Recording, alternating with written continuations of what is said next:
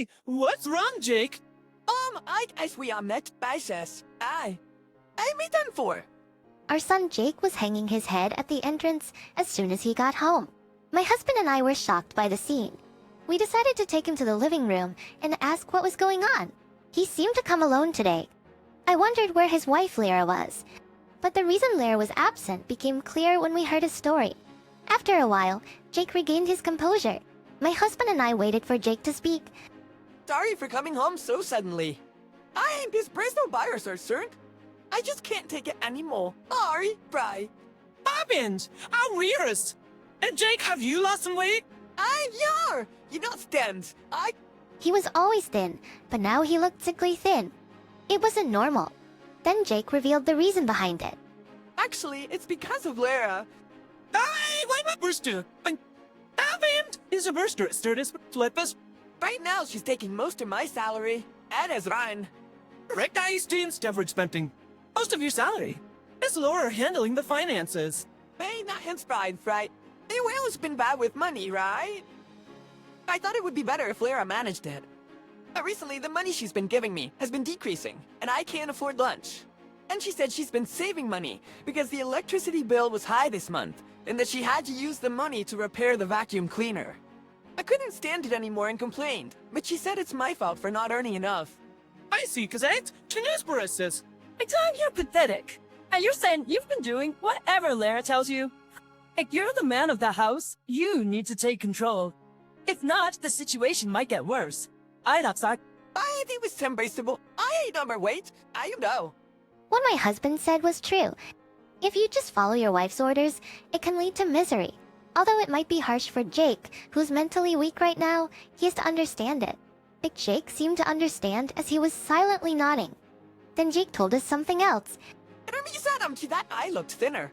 It'd be because I've been surviving on instant noodles for all 3 meals. You can't eat only instant noodles. No matter how convenient it is, you need to get proper nutrition. But I'm given instant noodles. It seems like Jake has been given only a small amount of money for the last month and has been provided only with instant noodles for lunch. Ever since Lara suggested they needed to save money, Jake has been putting up with it. Of course, he tried to object, but the fact is that he was the one who asked Lara to manage the finances. It might be too difficult for him to complain, given those circumstances. But considering the situation, he can't dwell on that right now. Anyway, you're staying with us. You're staying with us tonight. I'll give you a proper meal and even pack a lunch for work tomorrow. For you, Reaper, advice bit. Thank you, Mom. Swiss. Because... That with a sigh of relief, Jake, with tears streaming down his face, thanked me. Apparently, he told Lara he'd be staying at his parents' home for a while. In hindsight, it would have been better if he had confronted her about the difficulties of their current living situation, but given Jake's mental state, that was all he could say to her. It was my first time seeing Jake so broken down. I can't even begin to imagine the amount of stress he must have been under. After that, he ended up staying at home for a while, and due to his poor health, he had to take a leave of absence from work. When Jake took this leave, I learned that he had recently been going to the hospital.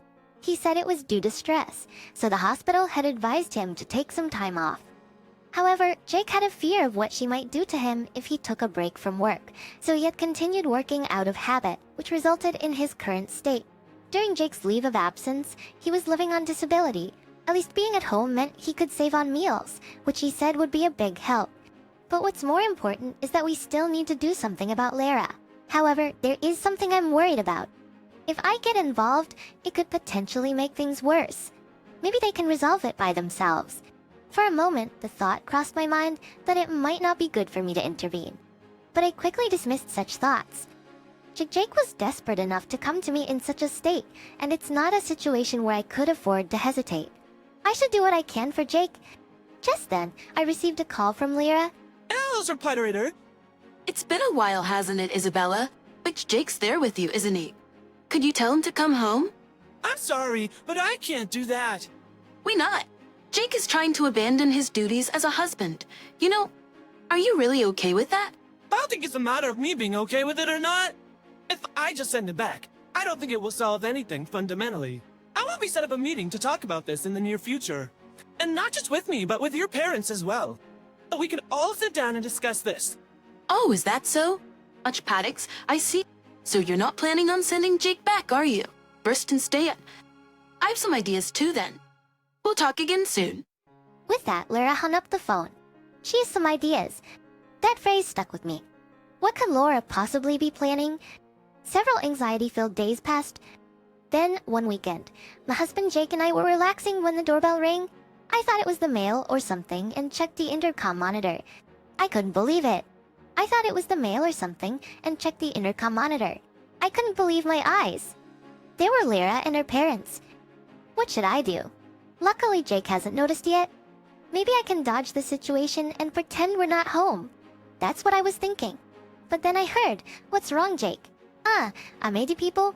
My husband called Jake, and when I looked over, Jake was shaking with his phone in his hand. I then looked at the phone Jake was holding, and there the screen displayed Lara with an incoming call. Jake seemed to be having a reflex of rejection. He couldn't answer the phone. So with Jake's permission, I answered the call. Hello. Oh, why are you answering the phone? Jake is not feeling well today, so I picked up the phone for him. I see. In that case, I'm worried. So please, let us visit where we have our discussions. We're outside your house right now. Oh, I'm sorry. We're actually out at the moment. That's strange. If Jake's phone is there, but you're not home, how does that work? I'm not used to lying, and my lie was easily exposed. Isabella, there's no need to be so cautious. My parents and I are here to have a discussion with you. As she spoke, my husband moved towards the door. It won't help running away from this situation. I might as well settle it now, my curt husband said, opening the front door and welcoming Lara and her parents into our house. But their faces as they entered lacked any hint of a smile. In fact, it seemed as if they were glaring at us. We apologized for the sudden visit. We just heard something from our daughter and thought we should join the conversation. It was probably about something I'd said to Lara the other day. I'd suggested we should have a discussion involving both our sets of parents. I hadn't expected them to come unannounced, though. In the tense atmosphere, the discussion began. We explained that Jake had asked Lara to manage their money, but due to her excessive frugality, he had suffered health issues and had not been provided with adequate meals. We also told them that he was currently under medical treatment. However, it seemed that Lara and her parents were convinced by this fact. That's all about Jake's situation. Is there anything you'd like to say? Lara's mother chimed in. But wasn't Jake the one who asked Lara to manage the money? Doesn't he bear some responsibility then? Of course, you're right. If Jake had managed it himself, we wouldn't have this issue. But don't you think surviving on instant noodles for all meals is a bit much? That's none of our business. Maybe it couldn't be helped in order to save money. Is that true, Lara? Yes, it is. I never waste money, but Jake often buys a lot of unnecessary things. Omnis Vicordis, I didn't buy anything. Stop lying, Jake. She laughed. Wait, Ramats, so it was a lie, just like she tried to pretend he wasn't home today. Like father, like son, I say. Like... Hey, free trying. Before we knew it, instead of a discussion, it had turned into a situation where Jake and I were being cornered. Every time Jake and I tried to argue, Lara and her parents would shut us down with another point. It seemed our opinions were not being heard, only their one-sided claims continued. Just then, my usually quiet husband, who had been silent until now, slammed the table. At the sound and his sudden action, everyone jumped in surprise. I can't say something. Farah, are you and your parents trying to say that it's all Jake's fault? I'm not saying that. I just think that if they are a couple, then they should lay everything out on the table and have a good, honest discussion, then grin low. Then they might be able to get along again.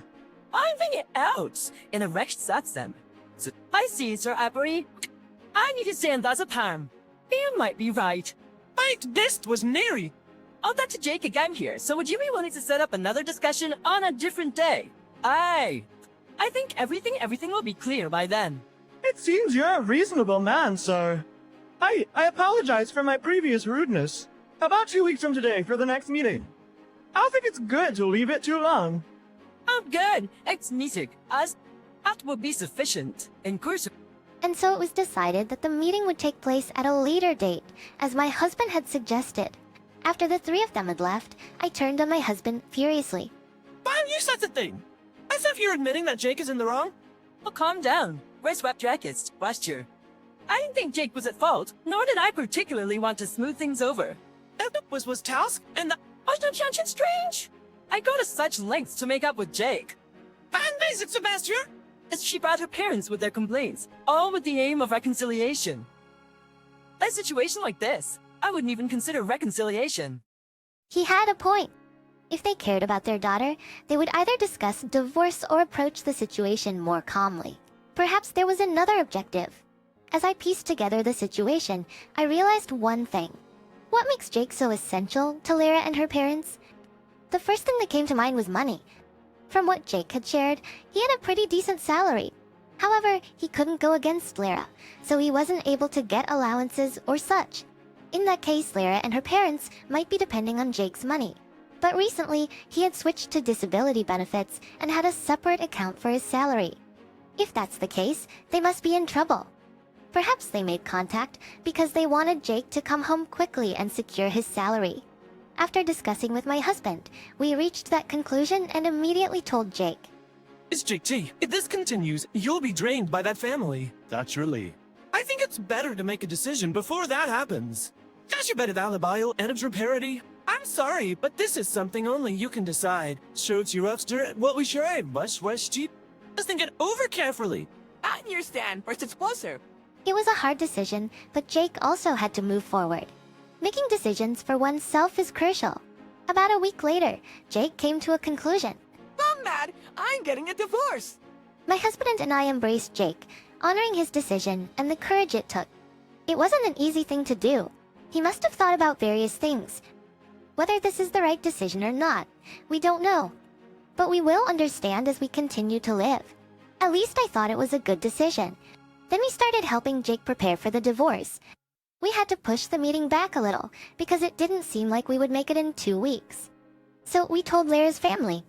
They made some snide remarks, but knowing that this relationship would soon be over made it bearable. Once everything was ready, we sat and waited for their call. Then Lyra and her father came to our house right away. What's this all about? Hey, this is why you wanted to postpone the meeting. For weeping. What a joke, it's a bind. But let me tell you, I am not attending any of this mediation. My daughter will never get a divorce. We are such sweet tricksters. Daughter is out. Could you please stop? Listen, besides, didn't you sit and you say you were gonna lay everything out in the open? You're hiding something from us, aren't you? Like how you're taking Jake's money through your daughter.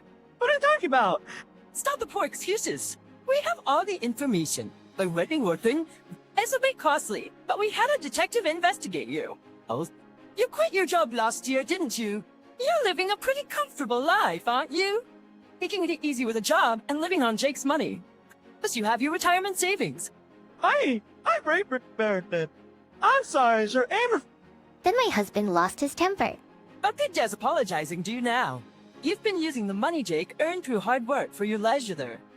There's no way I'd ever accept your apology. Oh, you too! These bristers were your best customers to Achilles. If you wanted to help your father after he quit his job, why didn't you use your own money? Using someone else's money for that.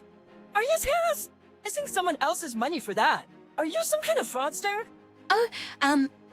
Get out! I want to breathe the same air as you for even a moment. I'm standing quiet, Dad. Please. Just get lost! This was my husband's roar. Laura and her father quickly left. At that moment, it became clear that my husband was the angriest about this whole matter. And so, this incident came to a close. In the mediation that followed, we hired a lawyer and successfully got the divorce. Although not for the full amount, some repayment obligation was established, and Laura's family was ordered to pay. After the divorce was finalized, Laura and her father immediately started looking for full-time jobs. It was due to his age. It seems like he's having a hard time finding work. Laura is balancing a day job and a night job, literally working without a break. Since then, Jake's condition has improved and he's returned to work. I was torn about how much I should help this time, but I now think it was good that I did. I want my child to be healthy after all. I don't know what the future holds, but I want Jake to know that he always has 2 allies.